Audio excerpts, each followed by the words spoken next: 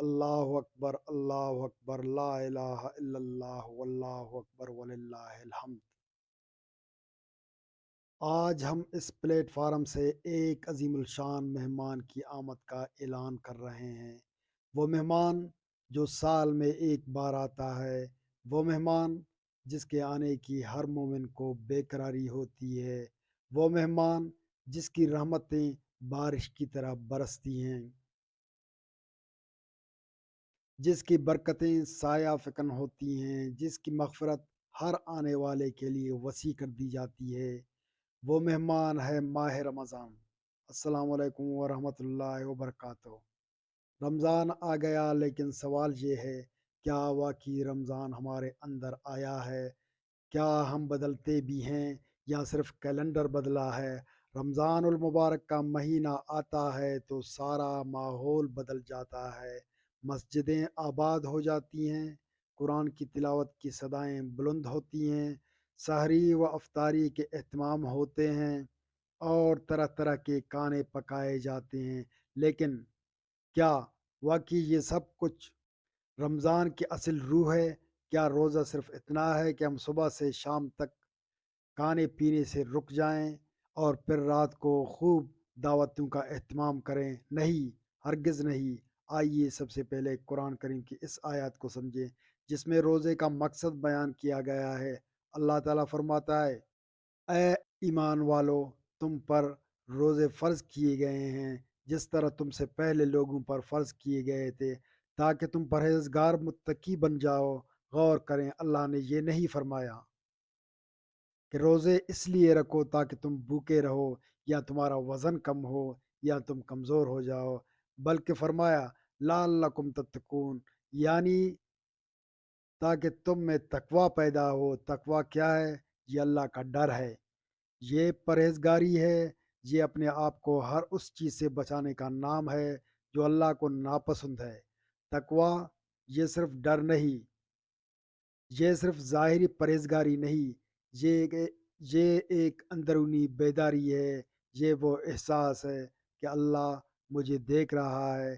جب انسان اکیلا ہوتا ہے، پانی سامنے ہوتا ہے، کوئی دیکھنے والا نہیں ہوتا، لیکن وہ نہیں پیتا۔ کیوں؟ کیونکہ وہ جانتا ہے کوئی ہے جو دیکھ رہا ہے۔ یہ ہے روزہ، یہی ہے روزہ۔ روزہ صرف بھوک پیاس کا نام نہیں۔ رمضان ہمیں انسان بناتا ہے۔ ہم سال بھر کھاتے ہیں، پیتے ہیں، خواہشات کے پیچھے بھاگتے ہیں، لیکن رمضان آ کر کہتا ہے، رکو، اپنے نفس کو روکو، اپنے زبان کو روکو، اپنی آنکھوں کو روکو، اپنے غصے کو روکو۔ روزہ صرف معدے کا نہیں ہوتا۔ اگر زبان جھوٹ بولتی رہے، اگر آنکھ حرام دیکھتی رہے، اگر دل حسد سے بھرا رہے، تو پھر صرف بھوک رہ جاتی ہے، روزہ نہیں۔ رسول اللہ صلی اللہ علیہ وسلم نے اپنی ایک حدیث میں واضح فرمایا، بہت سے روزہ دار ایسے ہیں جنہیں اپنے روزے سے صرف بھوک ملتی ہے، اور بہت سے قیام کرنے والے ایسے ہیں جنہیں اپنے قیام سے صرف رات جاگنا ملتا ہے۔ یہ خطرناک جملہ ہے، ہمیں ڈرنا چاہیے۔ ہم کس قسم کے روزہ دار ہیں؟ رمضان ہمیں بھوک کیوں سکھاتا ہے؟ تاکہ ہم سمجھ سکیں کہ دنیا میں ایسے لوگ بھی ہیں جو روز بھوکے سوتے ہیں، جن کے پاس سحری نہیں، جن کے پاس افطار نہیں۔ رمضان صرف عبادت کا نہیں، رحمت کا مہینہ ہے، احساس کا مہینہ ہے، انسانیت کا مہینہ ہے۔ اگر رمضان گزر جائے اور ہمارا دل نرم نہ ہو تو سمجھ لو ہم نے مہینہ گزارا ہے، رمضان نہیں جیا۔ ہم سارا دن بھوکے پیاسے رہیں لیکن اللہ کے ہاں ہمارے روزی کی کوئی قیمت نہ ہو۔ کیوں؟ کیونکہ ہم نے صرف کھانا پینا چھوڑا، لیکن جھوٹ نہیں، غیبت نہیں، جھوٹی گواہی نہیں چھوڑی، حرام کمائی نہیں چھوڑی، آنکھوں کی حفاظت نہیں کی، کانوں کی حفاظت نہیں کی۔ روزہ صرف پیٹ کا نہیں بلکہ آنکھوں کا، کانوں کا، زبان کا، ہاتھوں کا، پاؤں کا اور دل کا بھی روزہ ہے۔ اگر ہم نے صرف کھانا چھوڑا اور باقی تمام اعضاء اپنی عادتوں پر قائم رہے تو پھر ہمارا روزہ ادھورا ہے۔ بلکہ روایت کے مطابق ایسے روزے کی کوئی حقیقت نہیں۔ رمضان کیوں آتا ہے؟ رمضان مبارک کا مہینہ مسلمانوں کے لیے ایک عظیم الشان تربیتی کیمپ کی مانند ہے۔ یہ مہینہ اس لیے آیا ہے کہ ہم اپنی زندگیوں کو سنواریں، اپنی عادات کو درست کریں، اپنے ایمان کو تازہ کریں اور اللہ سے اپنے تعلق مضبوط کریں۔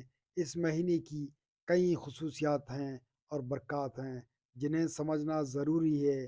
تقوی کا حصول، جیسا کہ ہم نے قرآن کی آیات میں دیکھا، رمضان کا اصل مقصد تقوی یعنی پرہیزگاری حاصل کرنا ہے۔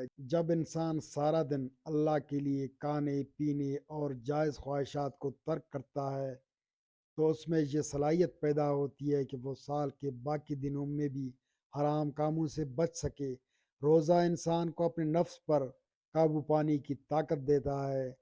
نمبر دو، گناہوں کی معافی۔ رسول اللہ صلی اللہ علیہ وسلم نے فرمایا، بخاری و مسلم، جس شخص نے رمضان کے روزے ایمان کے ساتھ اور ثواب کی نیت سے رکھے اس کے نچلے تمام گناہ معاف کر دیے جاتے ہیں۔ یہ اللہ کا بہت بڑا انعام ہے کہ وہ ہمیں موقع دیتا ہے کہ ہم صرف ایک مہینے کی عبادت سے اپنی زندگی بھر کی کوتاہیوں کو دور کر لیں۔ نمبر تین، قرآن کا نزول۔ رمضان وہ مہینہ ہے جس میں قرآن کریم نازل کیا گیا۔ اللہ فرماتا ہے، رمضان وہ مہینہ ہے جس میں قرآن نازل کیا گیا، جو لوگوں کے لیے ہدایت ہے اور جس میں رہنمائی اور حق و باطل میں فرق کرنے والی واضح نشانیاں ہیں۔ اس لیے رمضان کا قرآن سے گہرا تعلق ہے۔ یہ مہینہ ہمیں قرآن پڑھنے، سمجھنے اور اس پر عمل کرنے کی دعوت دیتا ہے۔ نمبر چار، شب قدر کی عظمت۔ اس مہینے میں ایک رات ایسی ہے جو 1000 مہینوں سے بہتر ہے۔ اللہ فرماتا ہے، لیلۃ القدر خیر من الف شہر۔ شب قدر 1000 مہینوں سے بہتر ہے۔ یہ رات اس قدر اہم ہے کہ اس میں عبادت کرنا 83 سال سے زیادہ عبادت کرنے کے برابر ہے۔ کیا کوئی عاقل شخص یہ موقع ہاتھ سے جانے دے سکتا ہے؟ نمبر پانچ، رحمت و مغفرت کا مہینہ۔ نبی کریم صلی اللہ علیہ وسلم نے فرمایا، رمضان کا پہلا حصہ رحمت ہے، درمیانی حصہ مغفرت ہے اور آخری حصہ جہنم سے آزادی ہے۔ یہ مہینہ اللہ کی رحمتوں کا سمندر ہے۔ ہر رات اللہ تعالیٰ جہنم سے لوگوں کو آزاد کرتا ہے۔ نمبر چھ، دعا کی قبولیت۔ روزہ دار کی دعا اللہ کے ہاں خاص مقام رکھتی ہے۔ نبی صلی اللہ علیہ وسلم نے فرمایا،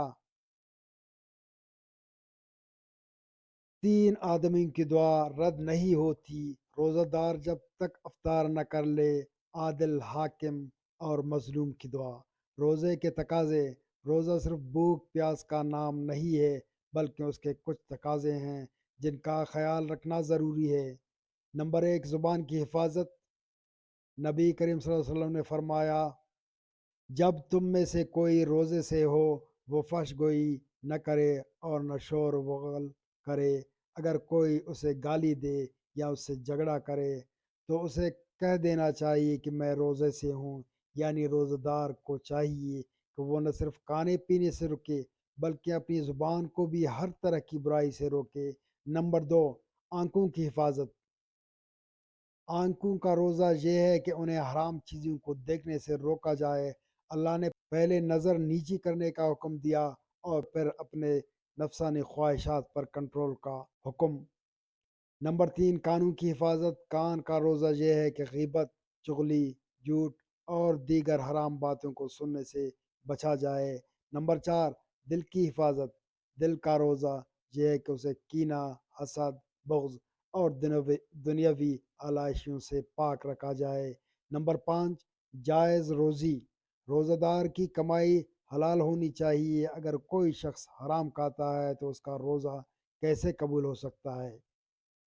رمضان اور معاشرتی اصلاح۔ رمضان کا ایک بڑا مقصد معاشرے کی اصلاح بھی ہے۔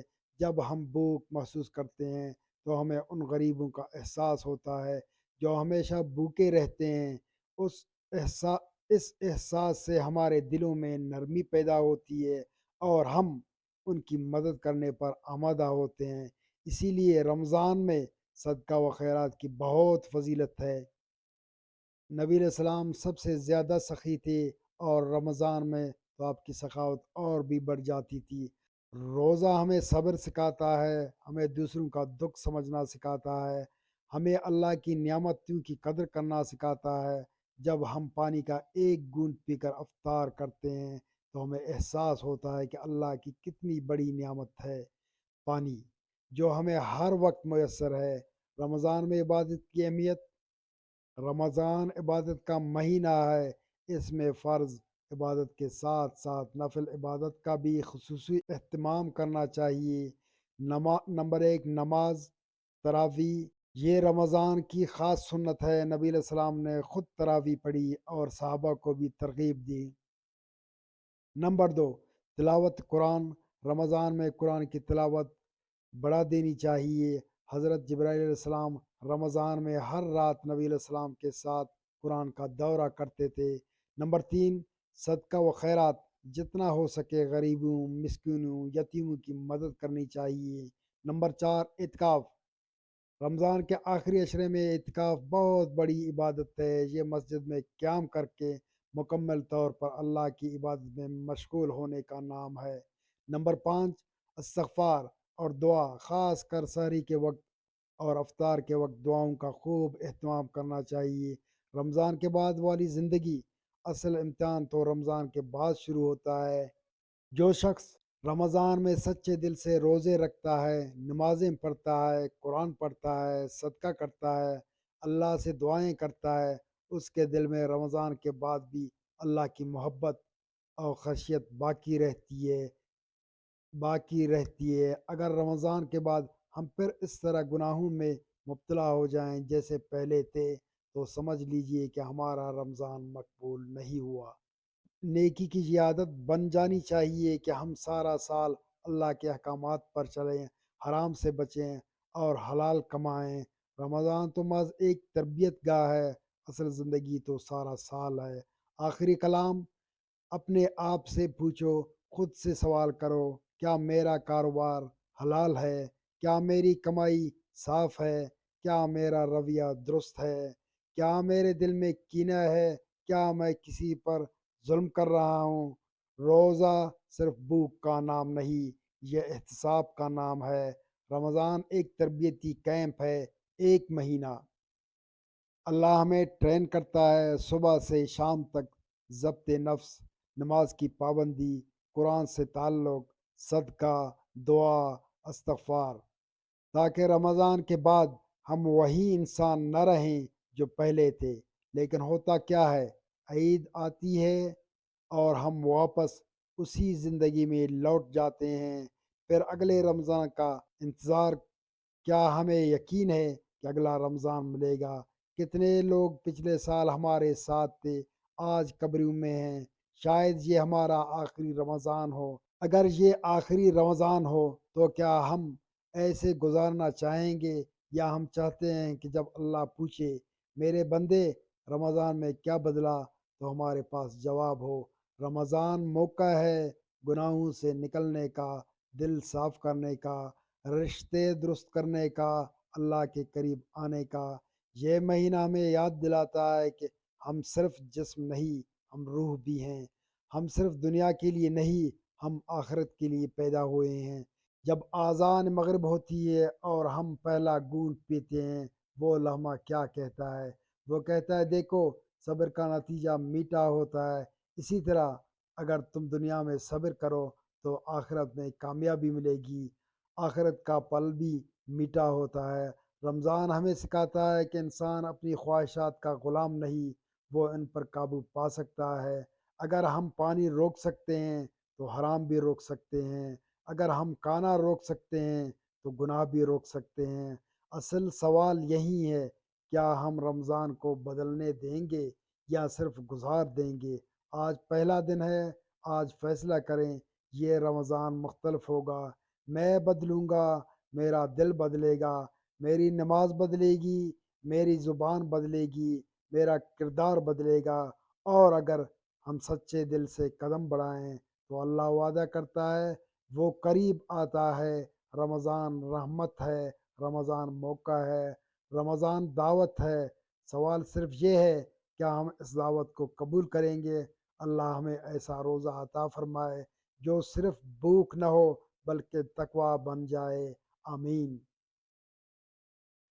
آج کے لیے بس اتنا ہی، اور مجھے دیجیے اجازت۔ اللہ حافظ، فی امان اللہ۔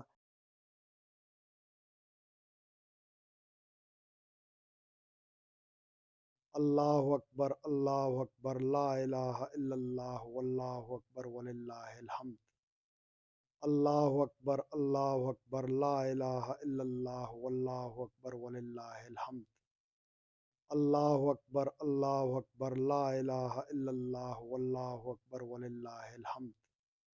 اللہ اکبر، اللہ اکبر، لا الہ الا اللہ، واللہ اکبر وللہ الحمد۔ اللہ اکبر، اللہ اکبر، لا الہ الا اللہ، واللہ اکبر وللہ الحمد۔ اللہ اکبر، اللہ اکبر، لا الہ الا اللہ، واللہ اکبر وللہ الحمد۔